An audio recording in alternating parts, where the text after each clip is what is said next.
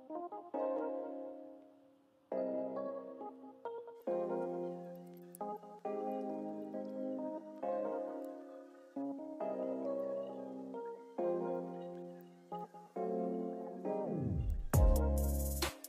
datang di Jalan-Jalan Virtual bersama kelompok 1. Aku, Sheila Rahmawati, biasa dipanggil Sei. Aku Kairunisa Fadila Adrisi Utami, biasa dipanggil Hila. Aku Syahnya Mizona, biasa dipanggil Nia. Novel Vicky Afiza, biasa dipanggil Aven atau Vicky. Kalau aku Riko Pramana, biasa dipanggil Riko. Aku di sini akan menjadi tour guide kalian selama beberapa waktu ke depan. Di Jalan-Jalan Virtual edisi kali ini, kita akan membahas seputar rumah gadang. Oke, sebelumnya apakah kalian mau mengenal tentang rumah gadang? Mau! Sebelum membahas rumah gadang lebih lanjut, aku di sini akan menjelaskan apa itu rumah gadang. Rumah gadang adalah rumah adat tradisional dari Sumatera Barat, mempunyai ciri-ciri yang sangat khas dan indah, yaitu bentuk atap yang melengkung seperti tanduk, kerbau, dan badan rumah landai seperti badan kapal. Bentuk atap yang melengkung dan runcing ke atas itu disebut gonjong. Baik, selanjutnya Nia boleh dong jelasin lebih lanjut mengenai rumah gadang? Oke, thank you Sheila. Mari selanjutnya kita bahas mengenai rumah gadang lebih lanjut.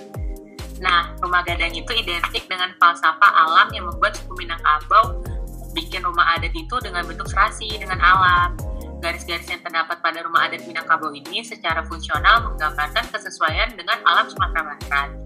Nah, rumah gadang juga memiliki nilai estetika yang tinggi loh. Kamu akan melihat kepaduan keserasian dan keseimbangan di dalam bentuk rumah adat ini.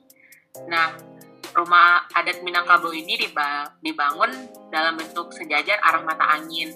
Nah, fungsinya itu buat apa sih?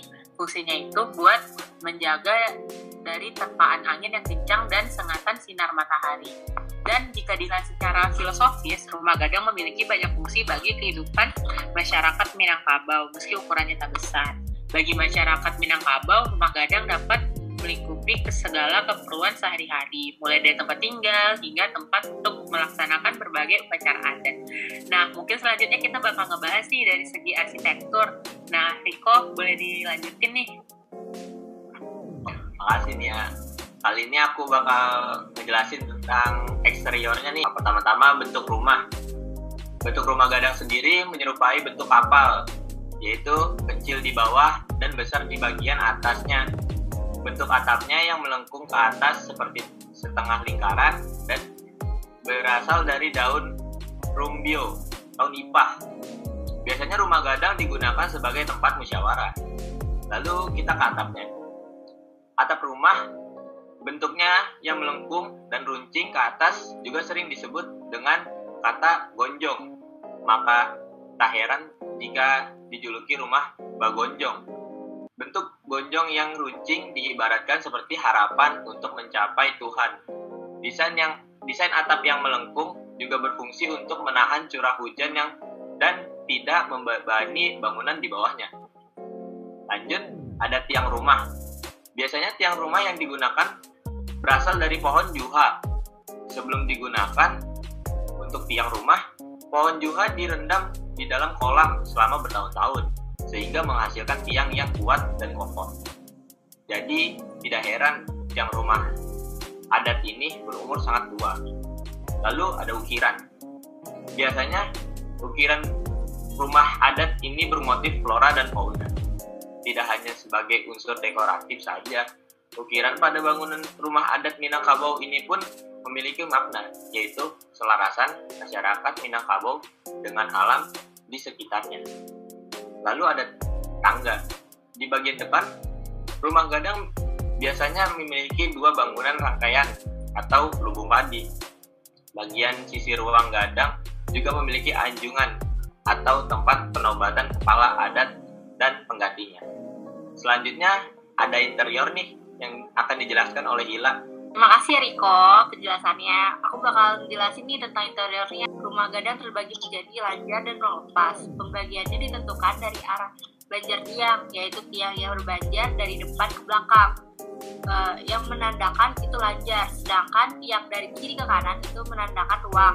Jumlah lajar umumnya berjumlah ganjil, antara 3 sampai 11 ruang. Sedangkan untuk ruang lepas tidak ditentukan jumlahnya dan bergantung dari luas rumahnya. Sedangkan para gadis dan anak-anak akan disatukan di dalam satu kamar yang berada di dekat dengan dapur. Untuk wanita lanjut usia juga sama, bakal ditempatkan di dekat di bagian depan. Juga biasanya terdapat padi atau yang disebut rangkiang untuk menyimpan beras. Selain itu terdapat pula ruang anjuang, tempat pengantin bersanding atau tempat penobatan kepala adat. Nah, selanjutnya nih ada Piki nih yang bakal ngejelasin. Coba Piki jelasin apa? Mungkin beberapa di antara kalian masih penasaran tentang rumah gadang. Jadi, saya akan memberikan fakta unik dari rumah gadang yang bisa menjadi tambahan wawasan kalian dari rumah gadang. Fun fact yang pertama, rumah gadang hanya dapat dibangun di kawasan dengan status nagari.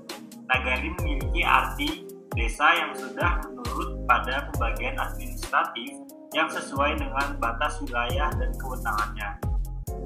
Yang kedua, rumah gadang aslinya tidak menggunakan paku untuk merekatkan dan menyambungkan dua bagian kayu, namun menggunakan pasak. Jadi, saat terjadi gempa, rumah ini berakhir mengikuti ritme gempa. Jadi saat gempa, rumah ini tidak akan roboh. Sekian fun fact dari saya.